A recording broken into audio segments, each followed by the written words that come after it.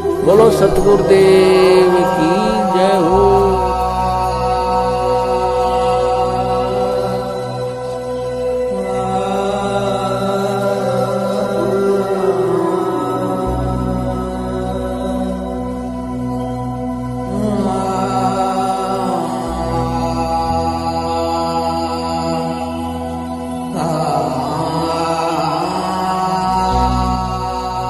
आगे चलिए पुण्यात्माओं, एक विशेष शख्सियत से अब आपकी मुलाकात करवाएंगे। राजाओं के राजा, शहंशाहों के शहंशाह, और इनकी कुछ ऐसी ऐसी हरकतें आपको बताएंगे कि आप लोगों का सिर गर्व से ऊपर उठ जाएगा कि मेरे सतगुरु ने ऐसे ऐसे लोगों को सार नाम दे रखा है।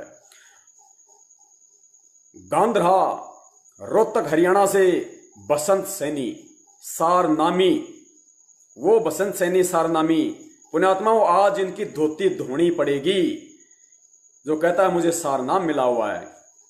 झूठ, एक पुस्तक थी झूठ बनाम, कुछ ऐसी पुस्तक थी, मेरे दिमाग में नहीं आ रहा, झूठ बनाम सच, शायद यही था, सच बनाम झूठ।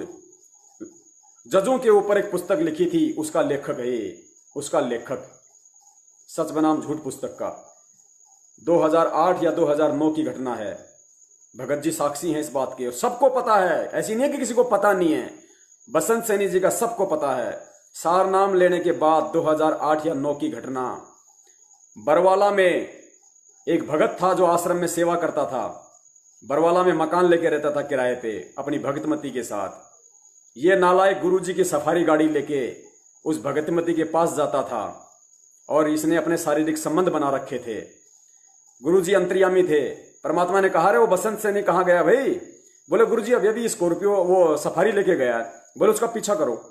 भगत लोग तुरंत गए उसके पीछे पीछे।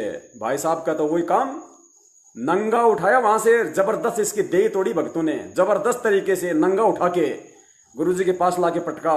गुरुजी ने कहा कि नालायक निकल जाए यहां से, आश्रम में दिखाई नहीं देना चाहिए। परमात्मा ने धक्के मार के इसको आश्रम से बाहर निकाला हुआ है।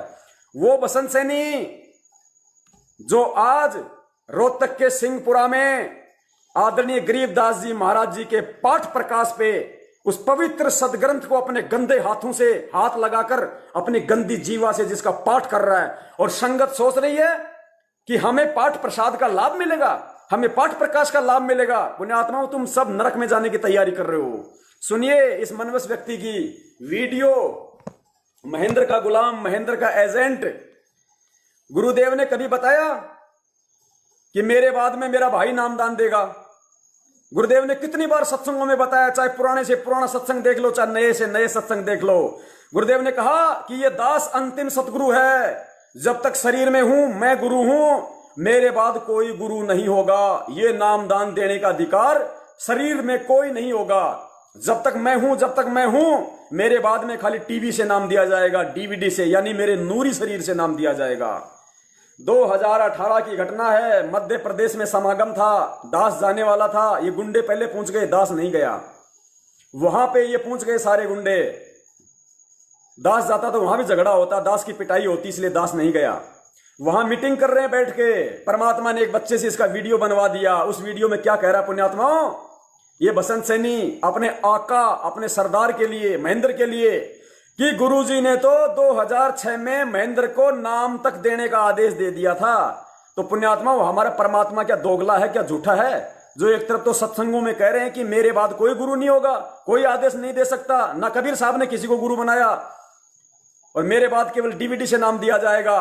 तो ये कैसे कह रहा है ये बात कि 2006 में गुरुजी ने तो महेंद्र को नाम तक देने का आदेश दे दिया था?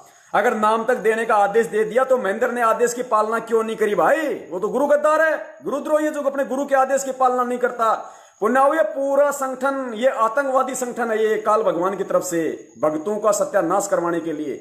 सुनो इसके मुख कमल से क्या बोल रहा है, और गुरुजी ने क्या बताया सत्संगों में, किन लोगों के पीछे तुम चल रहे हो।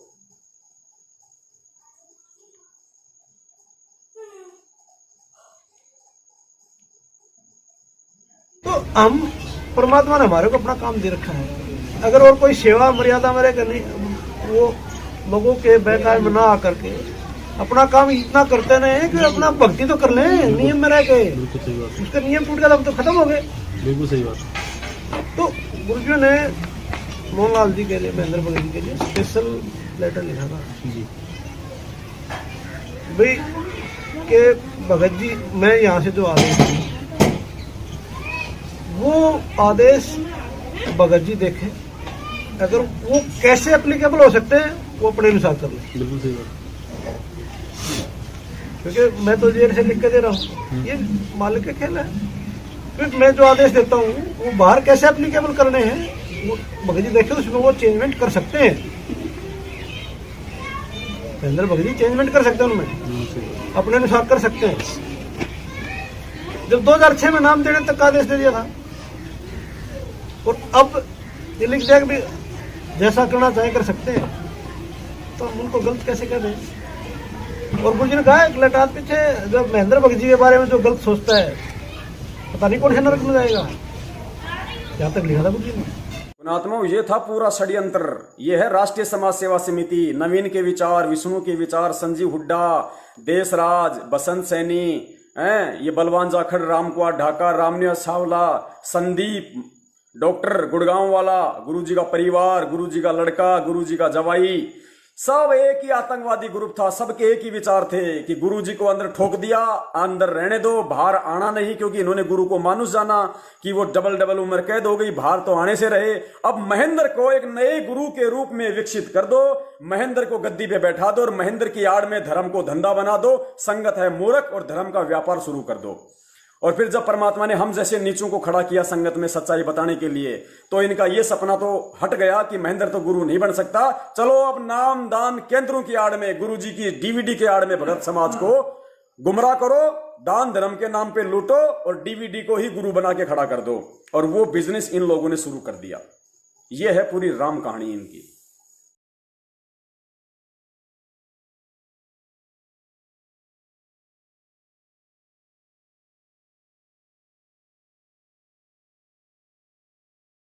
भाई जो गुरु बचन पे डट गे रे कट गे फंद 84 के। भाई जो गुरु बचन पे डट गे रे कट गे फंद 84 के।